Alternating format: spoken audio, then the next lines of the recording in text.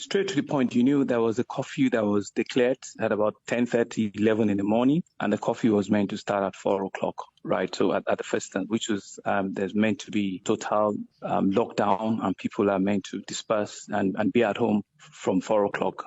That was the instruction that was broadcast. So at about 6 o'clock or thereabout, several appeals. When we realized that the Protestants at the toll plaza were still there, there were several appeals, from civil society, some of the parents, that we should extend the curfew time because some of them are insisting that, well, they want to go home now, or they don't want to go, but that we should just extend the curfew time. And so we graciously, communicated thereafter that, the curfew will be extended till 9 p.m. before we get the security operatives out.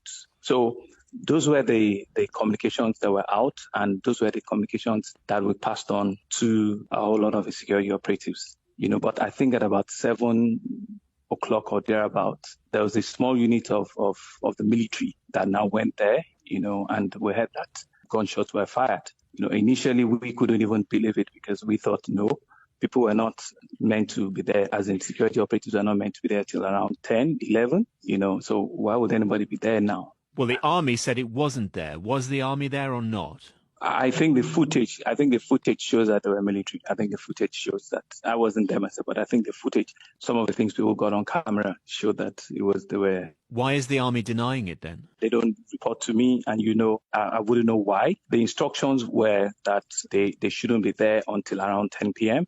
Right. So I think there must have been some miscommunication somewhere in their own formation, because what we hear is the unit that went there, their location is less than 10 minutes from where the incident occurred. It was actually just straight down the same road. 5 minutes from their barracks, they actually could get there. So I don't know who gave those instructions. I don't know how they missed the information that was passed on. But just to be clear, you're not saying that people should have been opened fire on because they disobeyed the curfew, are you? Absolutely not. There are no instructions to that effect. They couldn't have been given.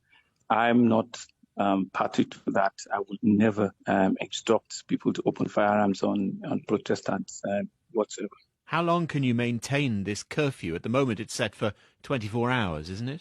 Well, no, that's not the first instance. The whole city, it's really up on, there's a lot of destruction this morning. There's a whole lot of, so I don't know for how long, but we will be reviewing on a daily basis. There's a lot of disruption, you say. How would you describe the current situation? Yeah, it's very tense. It's very disturbing. It's extremely very tense. It's a very, very unfortunate situation we found ourselves. We made every effort, and the reportage was clear over the last 4-5 days, to get the Protestants to join the panel of inquiry, to get the Protestants to form some conversations on the table where we all agree that the points that they've made are very clear. All of us are in support of it, but we needed to move the process of now ticking the box. We needed to move it forward.